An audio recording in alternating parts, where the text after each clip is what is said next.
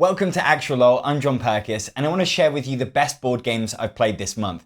But before I do, I've got two things to tell you about. First is that I'm helping with a research project being carried out by Shaba Lotan to learn more about the relationship between YouTube creators like myself and their audience. Shaba is working with some really big YouTubers and me to find out what viewers get from that relationship. They've already made some fascinating discoveries, but I can't say yet because it's all still confidential at the moment. If you want to help, please fill in the anonymous survey. There's a link in the description below. It takes 20 minutes, but you can enter a draw to be one of 5 people to win a £100 gift card. I feel like there's so little we understand about the impact of these relatively new social media that have become a huge part of our lives. So I'm really excited to be able to help this project and see what they can learn. And secondly, earlier this month, I was flown to Seville to celebrate Yellow's 15th anniversary. I got to hang out with other European YouTubers, Instagrammers, and journalists. We visited the incredible Alcazar Palace Gardens, which is where they filmed Dawn in Game of Thrones. I got to play their new game Ishtar, which is a tile-laying game about growing gardens from Bruno Catala, which I'll be talking about soon on the channel. I really enjoyed the silly dexterity game Ninja Academy, and an upcoming Dudes on a Map game called Kitara that will be out at Essen next year. Huge thanks to Yellow for such a fun experience and to my fellow influencers for a really fun 3 days. Right, let's get to my 5 favourite games of the month. You can hear about 6 other games I played this month, including Jaws the board game, in my new monthly newsletter. Sign up to my Patreon to get it. I keep thinking that I'm bored of roll and write games, and then I play one like On Tour that reminds me why I love them. On Tour is a classic roll and write game with everyone sharing the same dice results and starting with identical boards. The theme is that you're a band planning a music tour across the United States, with each player board representing the only 4 acceptable genres of music: rock, jazz, country, and hip hop. What you're actually doing is writing numbers into states, trying to connect up a route of numbers in ascending order.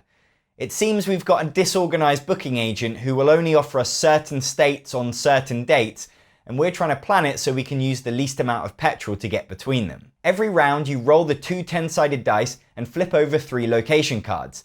The dice create 2 numbers. If you roll a 6 and an 8, you have to write down 68 and 86. They can only go in areas of the board shown on 2 of the cards, so north, south, west, east, or central.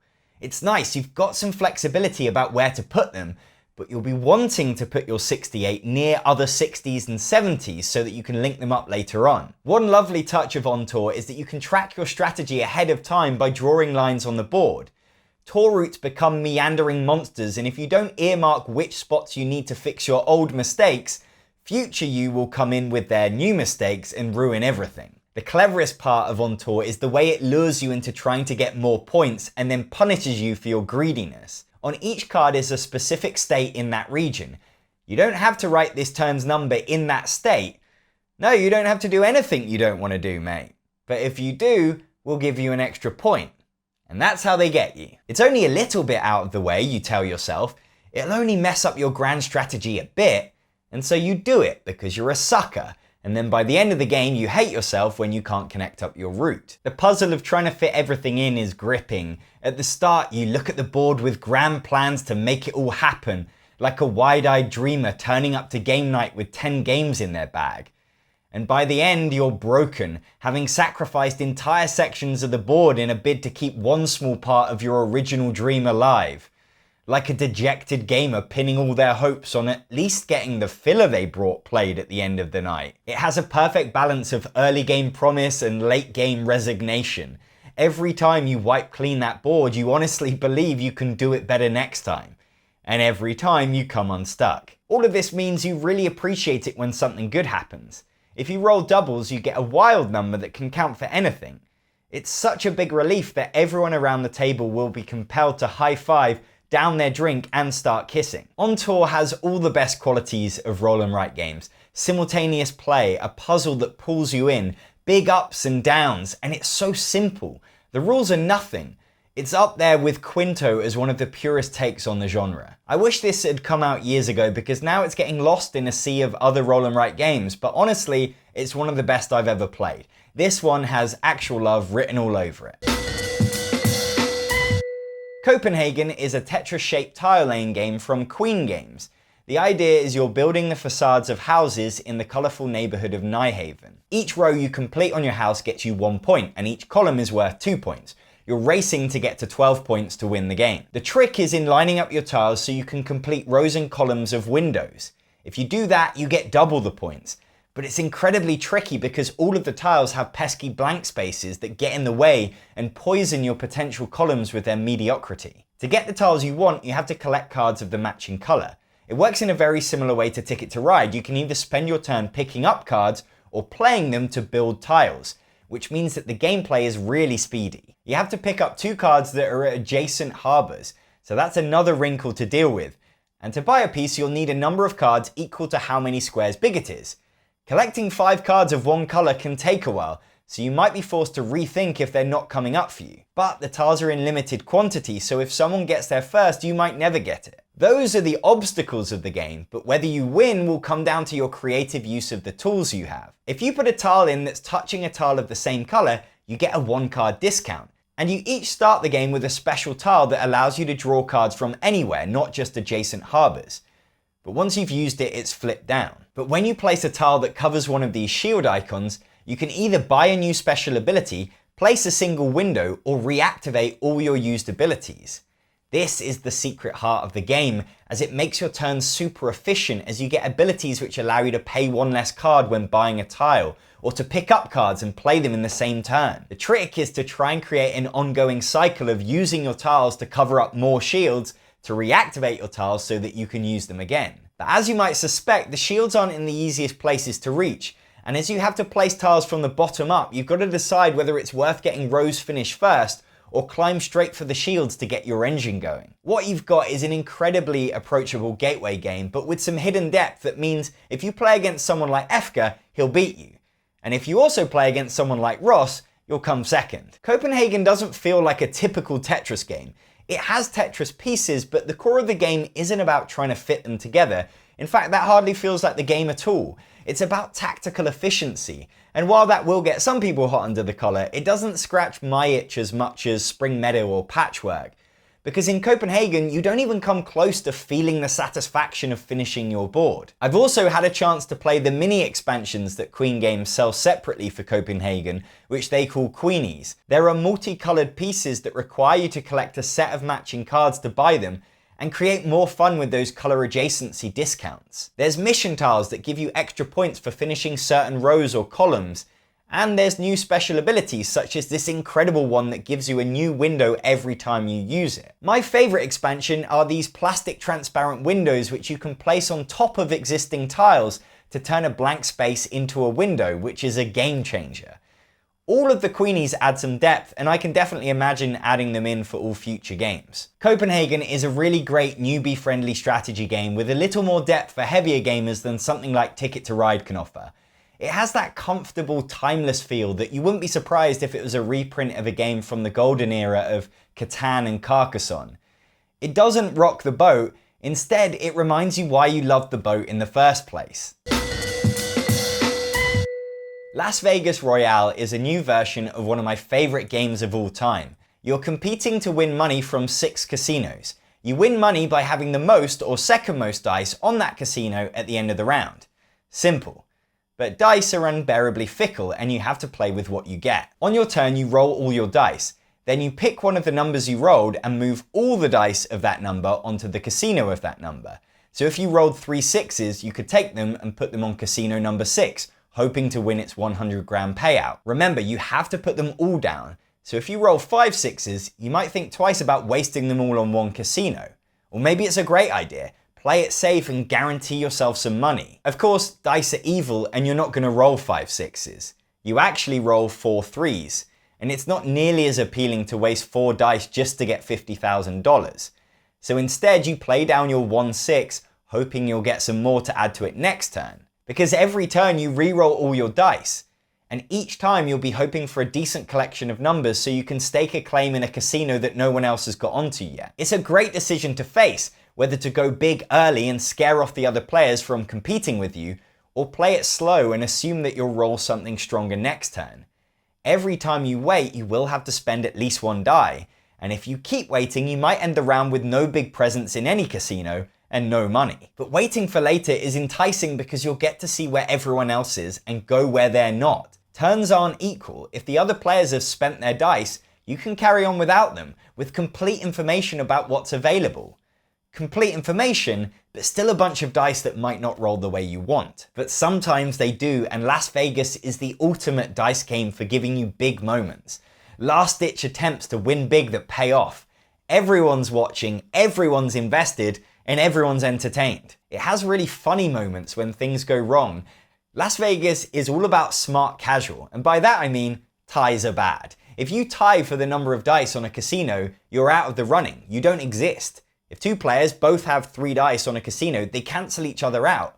And the top prize goes to the next best contender. It's fun just being a spectator as you watch someone accidentally crush someone else's dream because they roll a 5 with their last die and kill off both their chances of getting money. Las Vegas is at the top of my list to introduce newbies to gaming with because it's got the perfect level of competition and excitement.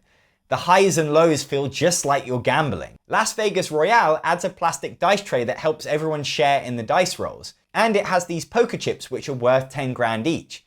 You start the game with 2 and you can spend 1 to pass your turn. If you roll your dice and don't get what you need, a poker chip can get you a reroll, but not until it comes back round to you, so you also get the advantage of waiting without spending a die. The fact that they're worth money makes it an even tougher decision, and I've seen a player throw tens of thousands of chips away on a long shot that never even pays off. Well, I would have seen them if there'd been a mirror at the table. The big addition are these 8 double-sided expansion tiles. If you place a dice on the casino that's attached, you can use the tile. They give you ways to make more money or have more control over the rest of the game. Some of them are fun mini games. For example, you can play a game of higher or lower as you roll 2 dice and guess whether it will go higher or lower than your last roll. The further you survive, the more money you make, but if you go bust, you get nothing. There's one which allows you to block players from placing their dice on a casino of your choice, and another which will give you 100 grand if you're the first player to get 5 dice on that tile. The tiles add even more excitement and fun to a game that already excelled at it.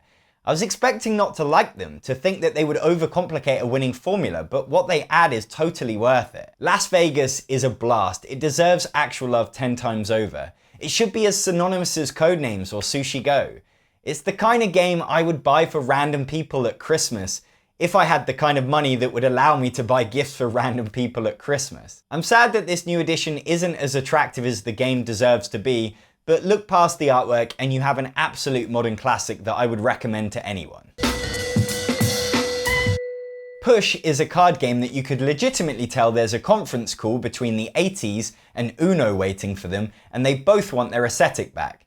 And it fits that mold. Push is the kind of simple card game that anyone could play. As you might have guessed, it's a push your luck game. You take it in turns to flip cards off the deck until you decide to stop, or you go bust. When you flip a card, you have to decide where to put it. You have 3 imaginary columns to hold the cards you've just flipped. So you put a red 6 in the first column. Go again, and you can add your blue 3 to the same column, or start another column. But if you draw a card that has the same number or color as one you've already drawn, they can't share a column. So if I draw another red card, it has to go in a different column. And if I draw a 6, it has to go in a different column. There's 5 colors and 6 numbers, so eventually you have to go bust. But it can happen really quickly after drawing 4 of the same color, one after another, or your columns could live a full life of 4s, 5s, and 6s before going bust at a ripe old age in their own bed. If you decide to bow out early, like a coward, you take one of the columns of cards you've built and add them to your stash. That's right, you only get 1, which is why you'll be desperate to hang on until you get a juicy column with a 5 and a 6 in like you deserve. What's worse is that those other 2 columns that you've been cultivating go to the next 2 players. If you keep pushing, there's not just a risk of going bust, there's a risk that you accidentally gift another player loads of points. Sometimes it's better to take a modest payout early on to avoid helping out the other players. Having to share the cards is great because it keeps everyone interested in what's happening on someone else's turn. And some players will be dying for one of these switch direction cards to come up so that the cards get dished out anti-clockwise this round instead. The cards you collect are all worth points based on their number, so you can rack up loads of points. But there's one type of card in the deck that you don't want. If you take one of these roll cards, you have to roll the die and then discard all the cards of that color in your stash. It's brutal, but it adds another moment of excitement to the game and keeps up this threat that even if you're smashing it, At any point you could roll the wrong color and lose a ton of points. There is a way you can protect your stash. When your turn comes around, instead of flipping more cards and collecting more points, you can forego your turn to secure one of your color sets so that it's safe until the end of the game, which is just another layer of push your luck. Do you keep taking normal turns to bag more points, or head into your bunker now before the apocalypse strikes? Pushing your luck is one of my favorite parts of board gaming. It just comes so naturally to us. We spend our lives weighing up risk versus reward without even thinking about it. Like, how many times can I invite my friends over to play my dodgy review copies before they stop turning up? When the luck of the game is in your hands, you don't mind it. You knew the risk. You knew that if you drew another purple card, it would bust you. But you did it anyway because it made you feel alive. And it's fun because in real life, the stakes are too high, so you have to play it safe. But in gaming, you can be as reckless as you like. Push is loads of fun. It's become my new favorite push your luck card game. I've since ditched Dead Man's Draw and Circus Flickati. It's exactly the sort of game I would love to see replace Uno. It never will because the world is rigged, but hey, at least we can still appreciate it. Arion is the latest game in the Oniverse series that started with an Arion. All of them are solo games that you can also play cooperatively with 2 players, and they all have this iconic artwork that depicts a peculiar dream world. I'm not a solo gamer, but I love Anirim as a couples game, and that's how I've played Arion, so I'll be reviewing the 2-player experience. The goal of the game is to build all 6 of your airships before you run out of cards. Each ship needs 3 things to be built. It needs a blueprint, a raw material, and some crew to man it. On your turn, you roll the dice to try and get the results you need. So if I've got this ship, I'll be aiming to get 2 pairs of numbers so that I can get the blueprint I want. That's pretty easy. Other cards are a lot harder to win because you need 3 pairs or a straight. You only get your first roll of the dice for free, so if you don't get what you want, it's going to cost you to try again.